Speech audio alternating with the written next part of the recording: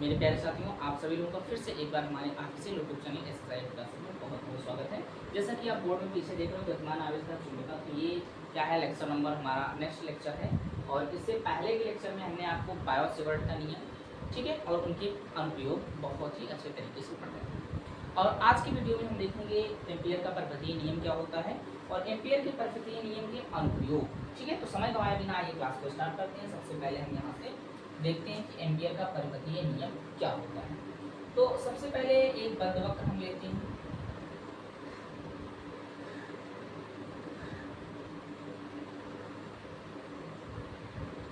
ये हमने एक बंधवक्र लिया।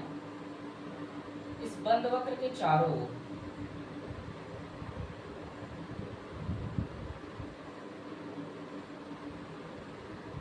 बंधवक्र के चारों ओर एक क्या बनता है, चुंबकीय क्षेत्र बनता है। और ये जो चुंबकीय क्षेत्र होता है, ठीक, कुछ इस प्रकार से आप कह सकते हो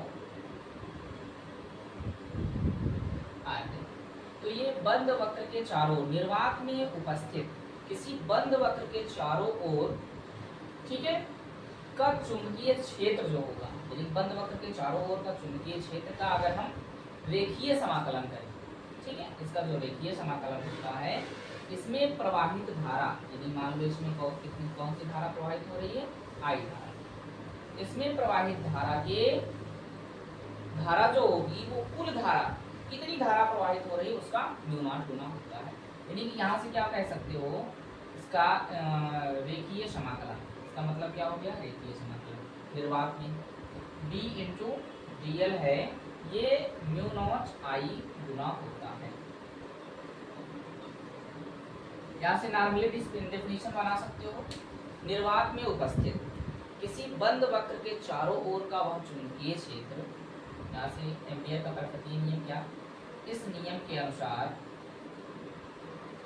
इस नियम के अनुसार किसी बंद वक्र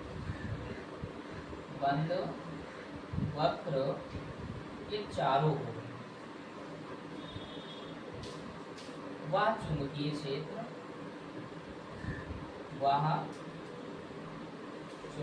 यानी कि बंद वक्र के चारों ओर का वह चुंबकीय क्षेत्र का रेखीय समाकलन,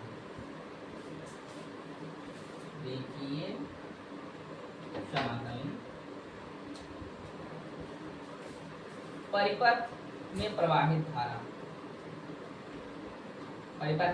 धारा, या कह सकते हो वक्र में प्रवाहित धारा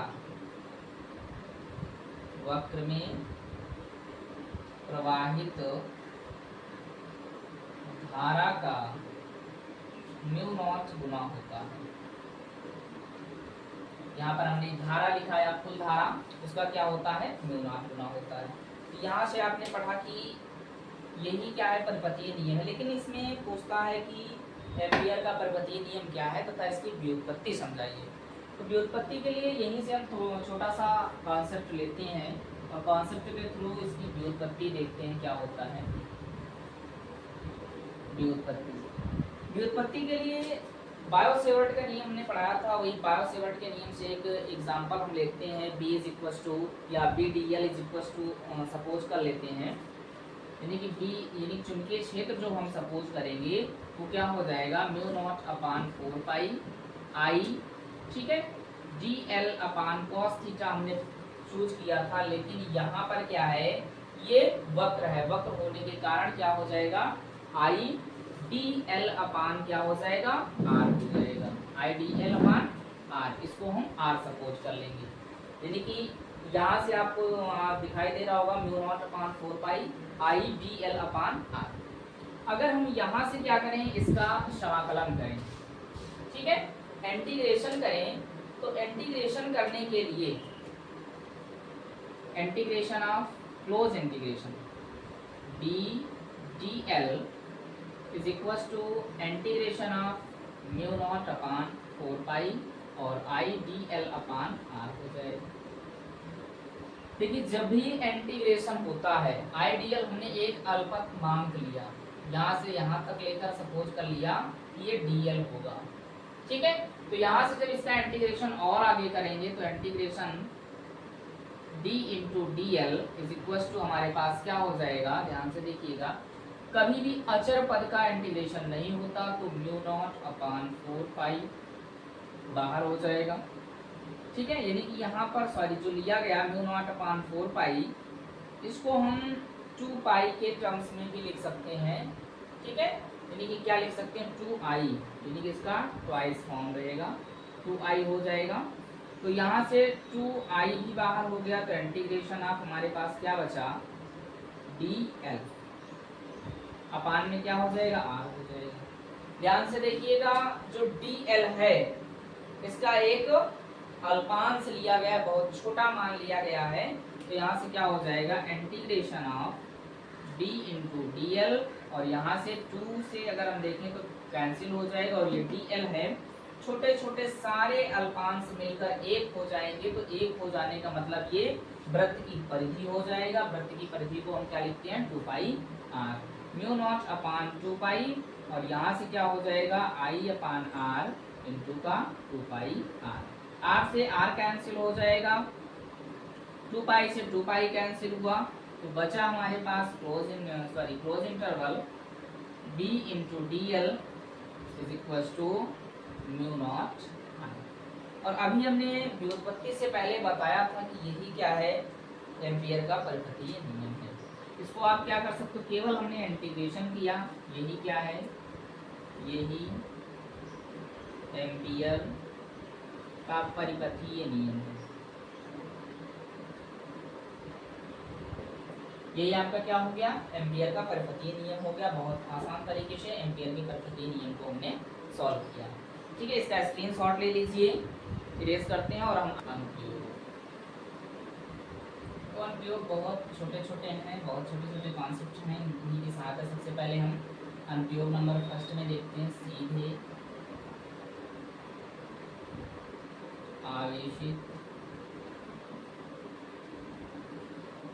तार के कारण चुंबकीय क्षेत्र, सीधे आवेशित तार के कारण चुंबकीय क्षेत्र के लिए देखो सीधा आवेशित तार को कहा गया है, लेकिन हम पहले वक्र ही सपोज कर लेंगे।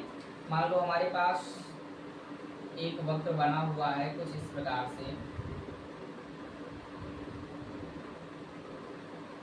और इसमें आई धारा प्रवाहित की जा रही है, धारा आई प्रवाहित की जा रही है, तो इसके चारों ओर का जो क्षेत्र उत्पन्न हो रहा है, या इस वक्र की त्रिज्या को हम r सपोज कर लेते हैं कि r होगा, और इसमें क्या हो रहा है कि I धारा प्रवाहित हो रही है।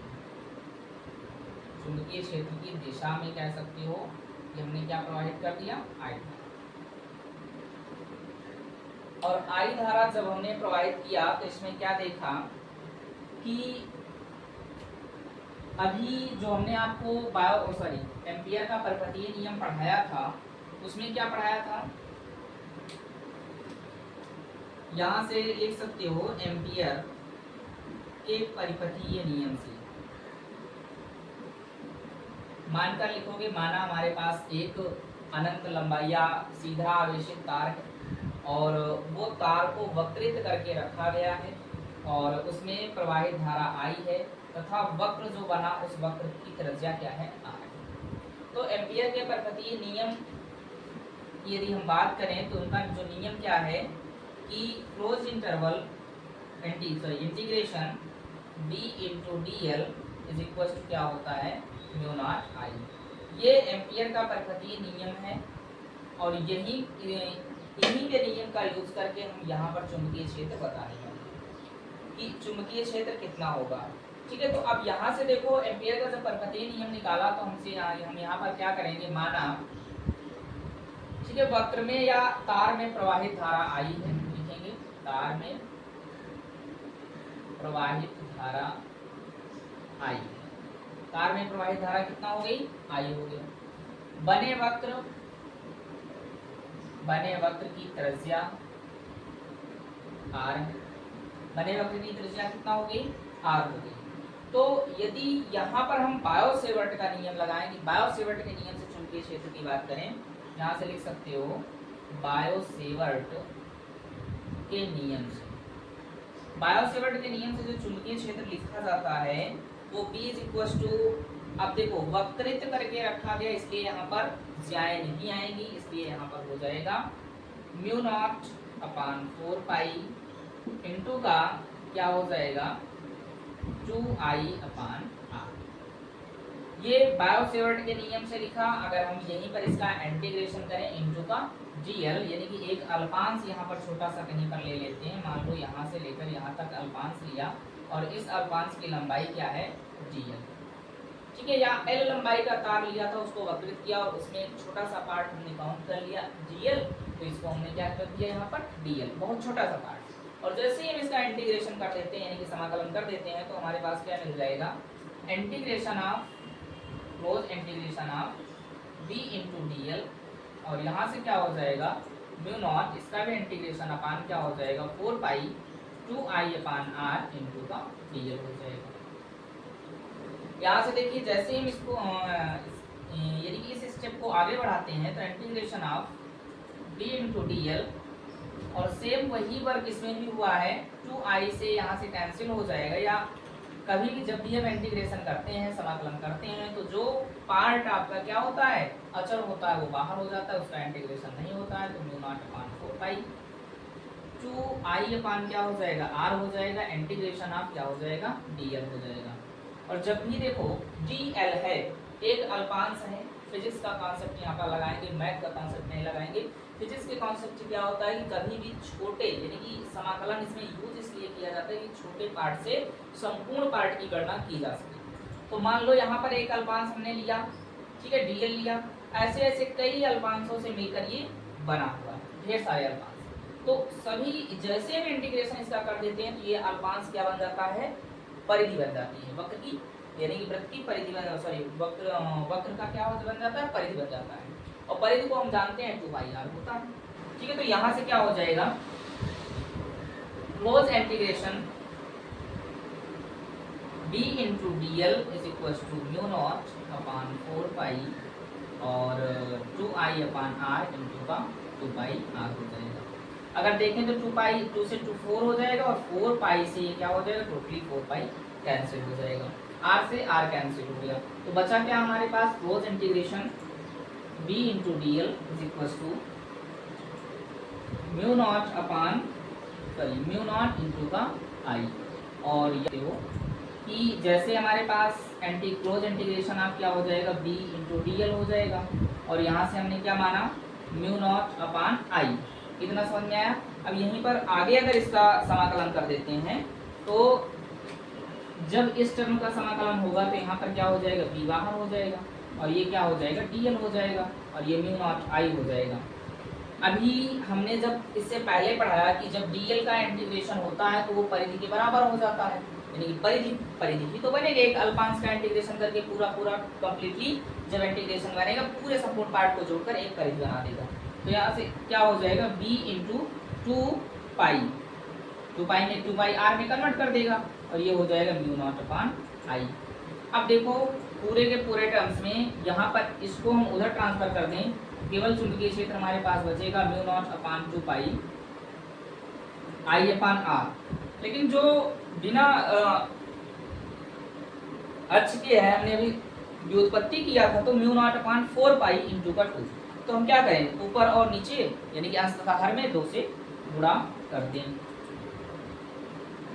अंश तथा हर में 2 से गुणा करने पर। और देखिए जैसे ही गुणा करते हैं तो यहाँ पर क्या हो जाएगा चुंबकीय क्षेत्र B is equal to mu naught upon 4 pi, ये हो जाएगा 2 से गुणा किया 4 पाई और ये क्या हो जाएगा 2I के बराबर अपान r हो जाएगा। ये छोटा सा सिंपल सा लाना था। आप इसके बाद या यहाँ से इसको दिखा सकते हो कि किस प्रकार से यहाँ से प्रूफ हुआ, यहाँ से प्रूफ हो जाएगा और यहाँ से आप चुंबकीय क्षेत्र ज्ञात कर सकते हो, ठीक है। यही हमने निकाला। अब हम देखेंगे अगला अनुप्रयोग, या इसका स्क्रीनशॉट ले लीजिए। अगला अनुप्रयोग देखते हैं। अगले अनुप्रयोग में क्या है, बहुत ईजी तरीके से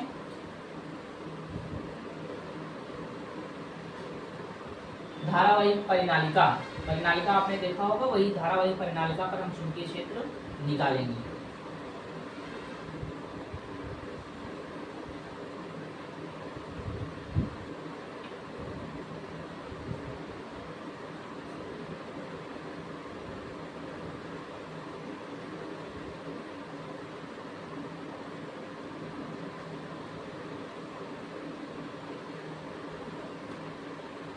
ठीक है, तो सबसे पहले हम धारावाही परिनालिका पर चुंबकीय क्षेत्र देखते हैं। धारावाही परिनालिका पर चुंबकीय क्षेत्र, इसमें से एक क्वेश्चन आपका श्योर है, 100% आने वाला है बोर्ड एग्जाम में, चुंबकीय क्षेत्र। देखो धारावाही परिनालिका पर जो चुंबकीय क्षेत्र होता है, सबसे पहले उसके लिए हम एक धारावाही परिनालिका बनाते हैं। एक बन गया हमारे पास धारावाही परिनालिका। ये सिलेंड्रिकल फॉर्म में है, ये धारावाही परिनालिका हो गई। और इस पर ही हम क्या करते हैं, एक कोयल लपेट देते हैं, या कह सकते हो एक पार्ट हम आयताकार मान लेते हैं, किसमें वायर लपेटे होंगे कुछ इस प्रकार से। ठीक है, तो ये अभी शो करने की जरूरत नहीं, सिर्फ जान लीजिए कि धारावाही परिनालिका है। और इस परिनालिका का नेमिंग कर दो A B C D। ए से लेकर बी तक की लंबाई को हम L सपोज कर लें।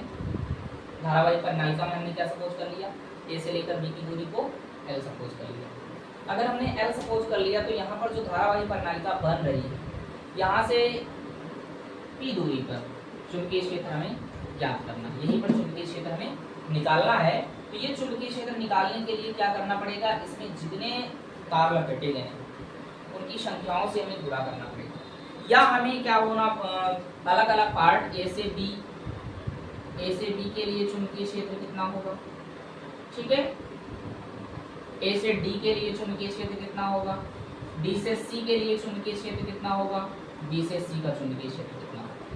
यहाँ पर हम सपोज करें कि अगर देखें एक छोटा सा अल्पांश मान लेते हैं, डीएल होगा, ठीक है। तो चुंबकीय क्षेत्र हम उसके लिए एनक्लोज इंटीग्रेशन क्या लिख सकते हैं, डी इंटू डीएल लिख सकते हैं।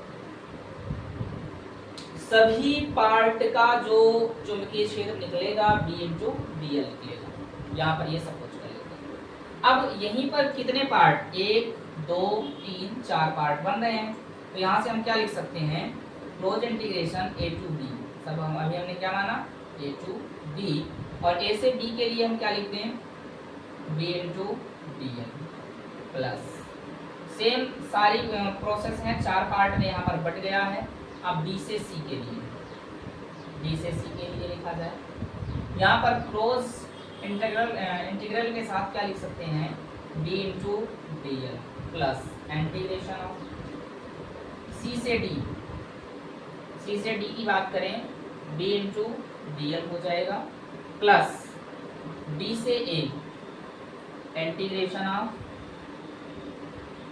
D to A B into D. सभी के लिए चुंबकीय क्षेत्र लिखा गया, लेकिन अभी हम बायो-सेवर्ट के नियम से जानते हैं कि जो बायो-सेवर्ट के नियम से फॉर्मूला होता है वो क्या होता है, μ0/4 पाई, ठीक है, dl, ठीक है, तो sin थीटा अपान r होता है, ये होता है। तो हम यहाँ से अगर हम सॉल्व करें आगे, इसको थोड़ा सा और आगे, तो यहाँ से सभी का मान हम अलग अलग तरीके से राइट करेंगे, cos के फॉर्म में या ठीक है साइन के फॉर्म में। अब ध्यान से देखिएगा, यहीं पर जो हम फिट करेंगे I into B D L, ये तो संपूर्ण पार्ट है, यही संपूर्ण पार्ट को हमने क्या किया, छोटे छोटे पार्टों में बांट दिया। तो यहाँ पर क्या हो जाएगा, इंटीग्रेशन अगर लगाएंगे ए से बी के लिए तो बी इंटू डी एल है, इसको हम लिख सकते हैं B into D L cos, ठीक है, कॉस थीटा। अच्छा, ये कॉस थीटा कहाँ से आया, कॉस थीटा कहाँ से आया, जब भी किसी दो पद यानी कि डॉट प्रोडक्ट का हम क्या करते हैं, समाकलन करते हैं, तो जैसे इंटीग्रेशन ऑफ, ध्यान से समझिएगा, b इंटू ए, इनका हम क्या करेंगे, समाकलन करेंगे, और समाकलन जैसे ही हम करते हैं तो क्या हो जाता है, ये बी ए कॉस थीटा, बी ए कॉस थीटा में कन्वर्ट हो जाता है। तो ठीक उसी प्रकार डॉट प्रोडक्ट है इनका जब हम समाकलन करेंगे तो क्या हो जाएगा, B D L cos theta. और जो B D L cos theta है धारावाहिक परिनालिका पर देखो कैसे है, क्षैतिज है, क्षैतिज पड़े हुए हैं, ठीक है। अब अगर ये क्षैतिज हैं तो यहाँ पर क्या हो जाएगा, cos 0 डिग्री हो जाएगा। कितना हो जाएगा, b into D L cos 0 degree, इसको हम लिख सकते हैं, लिखा जा सकता है। अगर और आगे हम यहाँ पर सॉल्व करें प्लस इसके लिए integration of b to c b into D L. अब देखो b से c की अगर बात करें तो ये क्या है, पैरेलल है, लंबवत है। लंबवत हमेशा क्या होता है 90 डिग्री, तो cos 90 डिग्री हो जाएगा, plus integration of c to d, इसको हम लिख सकते हैं b into D L. c से d ये क्या है, चुंबकीय क्षेत्र से बाहर है, और चुंबकीय क्षेत्र से बाहर है तो इसमें एंगल क्या होगा, 0 होगा। ये टोटल इसको क्या कर देगा, चुंबकीय क्षेत्र ही 0 हो जाएगा। 0 यानी कि cos 0 का मान ही cos 0 करते हैं, प्लस आगे देखिए इंटीग्रेशन अगर इसकी बात करें तो यहाँ पर हम लिख सकते हैं a टू डी। अगर a टू डी की बात करें तो ये भी क्या होगा, पैरेलल होगा, समांतर होगा, तो इसको भी हम क्या लिख सकते हैं, b into D L cos 90। थोड़ी सी यहाँ पर समझने की बात है कि हम जानते हैं कि cos 0 का मान 1 होता है, cos 90 का मान 0 होता है।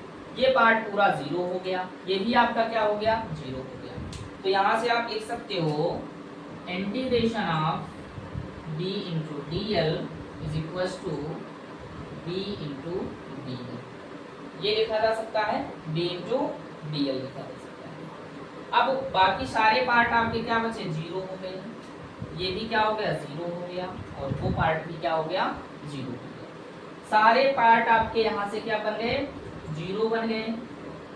अब यहाँ पर देखो integration of B D L बराबर किसके हो गया, integration of B D L, दोनों बराबर हो गए। Integration of B D L बराबर है किसके, integration of B D L, दोनों सेम हो गए।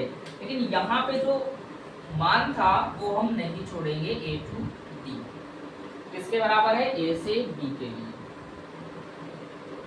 एम्पियर का परिपथीय नियम हम जानते हैं, v dl is equal to क्या होता है, म्यू नॉट I के बराबर होता है। एम्पियर के परिपथीय नियम से हम लिख सकते हैं यहाँ से एम्पियर के परिपथीय नियम। एम्पियर का परिपथीय नियम क्या होता है, हम जानते हैं b into D L is equal to mu naught I. तो एक जगह हम क्या लिख सकते हैं, म्यू नॉट आई लिख सकते हैं। तो म्यू नॉट आई के लिए हम यहाँ से क्या राइट करें, इसकी जगह पर जब इसका इंटीग्रेशन करें तो ये क्या हो जाएगा, 2 पाई के फॉर्म में हम नहीं कन्वर्ट कर सकते, या इंटीग्रेशन हम dl लिख सकते हैं। और जब भी इसका इंटीग्रेशन करेंगे तो ये सिर्फ क्या हो जाएगा, चुंबकीय क्षेत्र के रूप में बचेगा। और चुंबकीय क्षेत्र अभी यहाँ पर देखें, जो इसमें तार लपेटे गए उनमें फेरों की संख्या n, यदि कि म्यू नॉट आई है और इसमें यदि फेरों की संख्या n हो जाए तो यहाँ से क्या हो जाएगा, चुंबकीय क्षेत्र। अगर इसका हम समाकलन करते हैं तो यहाँ पर हमारे पास क्या बचेगा, b इंटू डी एल बचेगा। और सॉरी यहाँ पर हम राइट करते हैं, यदि फेरों की संख्या n हो, यदि फेरों की संख्या n हो, और फेरों की संख्या क्या हो जाएगा, क्लोज इंटीग्रल करें या इसको हम बी डी एल के बराबर करें या चुंबकीय क्षेत्र b बराबर भी लिख सकते हैं, क्या हो जाएगा, n म्यू नॉट आई। ठीक है, n म्यू नॉट आई हो जाएगा, और यही क्या हो जाएगा, चुंबकीय क्षेत्र हो जाएगा। कहाँ, धारावाही प्रणालिका पर चुंबकीय क्षेत्र। बहुत आसान तरीके से 1 2 3 4 से 5 स्टेप में आपका ये कंप्लीट हो जाता है। तो आगे हम टोराइड वगैरह पढ़ेंगे और टोराइड का उपयोग करेंगे और 1 2 प्रयोग पढ़ेंगे। तो आज की वीडियो में बस इतना ही, हम मिलते हैं नेक्स्ट वीडियो में। ठीक है, नेक्स्ट टॉपिक के साथ, और इसको बहुत ही जल्द इस चैप्टर को समाप्त करेंगे और बहुत ही जल्द हम आपके पास एनसीईआरटी न्यूमेरिकल्स लेकर आने वाले हैं।